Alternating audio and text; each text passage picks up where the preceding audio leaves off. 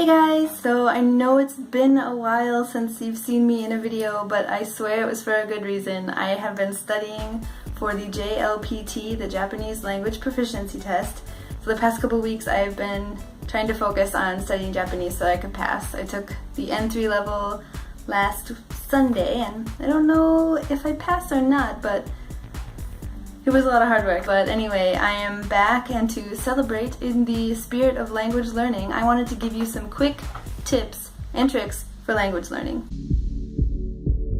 Now, as a disclaimer, I am not claiming to be some sort of language savant. I can't speak 6 million languages, but I do have a lot of history with studying languages. I started studying German when I was 5 years old in kindergarten, and haven't really stopped studying languages since. I just wanted to give you some tips and tricks for language learning to help make the process a little bit smoother. To start off, you want to choose a language that you have a lot of motivation for. In the beginning, it's fun and easy, but you do hit kind of a hill that you have to climb over in the middle, and that can be really hard if you don't have proper motivation. So make sure you're choosing a language that you feel that you have a really strong motivation, a strong desire to get through it when it's really hard, when you are facing huge vocab lists and just seemingly insurmountable odds.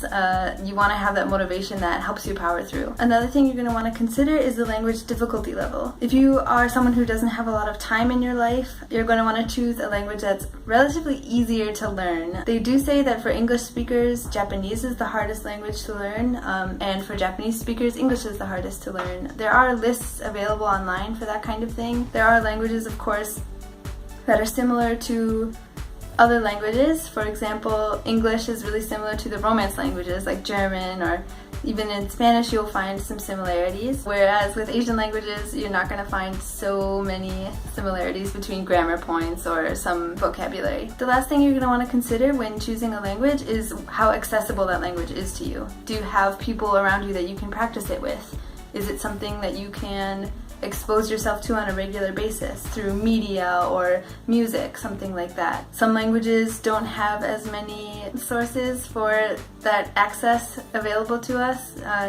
Luckily for Japanese learners like myself, we have anime if you'd like to watch that, manga as well, but there's also lots of different Japanese media available online.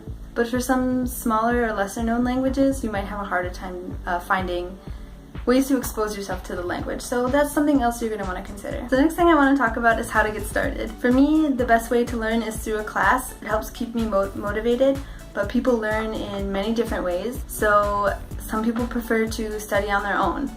You're just going to want to think about what might be best for you and try different things. Study a little on your own. Maybe try a class if there's one available to you. Just see what the best method is for you, and don't be afraid to be flexible. You don't have to learn traditionally in a class, and if you find that self-study doesn't work for you, it's okay to go a traditional route as well. Another useful tip is to use media sources like apps to help you study language. I personally use a couple apps, one called Anki. It's a flashcard based app that uses spaced repetition. I find that really handy to use when studying kanji and vocabulary and grammar. Spaced repetition is a really good way to store things in long-term memory. I also occasionally use Memrise. Memrise is another really fun app that uses spaced repetition and kind of flashcard game-based learning, but it's a little bit more engaging because you have a little rocket ship and you're trying to fly to different planets. The last app I would recommend is HelloTalk. HelloTalk is an app that connects you to people who speak the language you want to learn. So for example, if you speak English and you want to learn Spanish, it would connect you with someone who speaks Spanish but is learning English. So this way you can have a language partner and you can both teach each other the language that you want to learn and practice on a daily basis. And of course, like I mentioned before, using media such as books, TV shows, and music can be really helpful in getting your ear used to the sound of the language or picking up on grammar points you may have recently learned. It can be really exciting when you learn something in class or through your textbook and you're listening to a song and you realize, hey, I just learned that. That's a really exciting feeling and can be really motivating. So other advice that I would give is One, to study every day, and I know that it's really hard to motivate yourself to do, and I kind of hate telling you to do it, but it really does help, and once you get into the habit of studying every day, you get used to it. It's not as hard, and I swear, like, when you're reviewing things every day, more and more will stick into your head, and that's a really rewarding feeling. So it's gonna get easier to make yourself study every day. My next piece of advice would be to make friends that speak the language you're trying to learn, whether that be online, through social media, if you use HelloTalk, or if there are people in your area who speak the language you're trying to learn, try and talk to them and be their friend, which is really hard. And again, I kind of feel bad for saying this because I'm really not good at making friends. I have a lot of social anxiety, but it really does help if you have people around you who are excited when you can talk to them in their language, or help motivate you to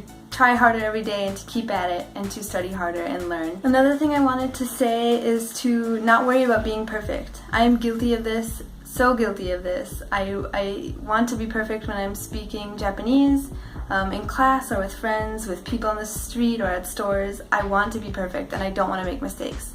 I'm absolutely guilty of this, but try and let go of this aspiration to be perfect, because it's really going to hold you back.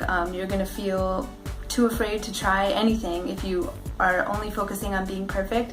So it's okay to make mistakes. I've learned so much in class from making mistakes, and from making mistakes when talking to people. That's really what sticks in your head. My last piece of advice would be to try and find a language community.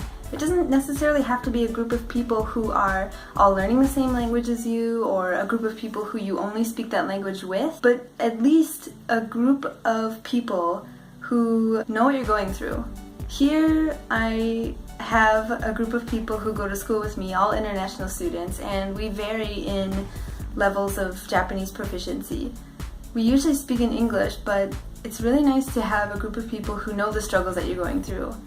I have people who I can complain to about studying kanji, which just never ends, and that kind of support, no matter what form it comes in, is really helpful and very motivating when it comes to learning a language, because you do reach days where it seems like a long tunnel that you'll never get out of, but I swear it's all worth it in the end. So to summarize, just try and make sure you have that motivation before you start learning a language. Also, make sure you're using media, apps, and a community to your advantage. And lastly, just have fun. Don't be too hard on yourself. It's all about communicating. It's not about being perfect or getting the best scores or always having perfect grammar.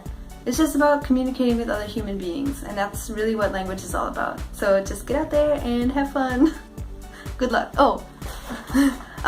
Another thing I wanted to say was recently we did get quite a few subscribers, and I don't know if you are people who know us, me and Andrea, in real life, or if you are just people who stumbled across our channel and for some reason decided you wanted to watch more, but I just wanted to say thank you. And also, if any of you out there are language learners, specifically for Japanese, if you are interested in me making a video on the JLPT, it's an interesting process, and I didn't know what to expect beforehand, so if you are interested in learning more about that, just let me know in the comments, and I can do that in the future. So thank you all for watching. It was really good being back, and hopefully you'll be seeing more of me in the future. So make sure you like this video or share, subscribe. My mom finally subscribed, so that's cool. I'll see you in the next video. See you later.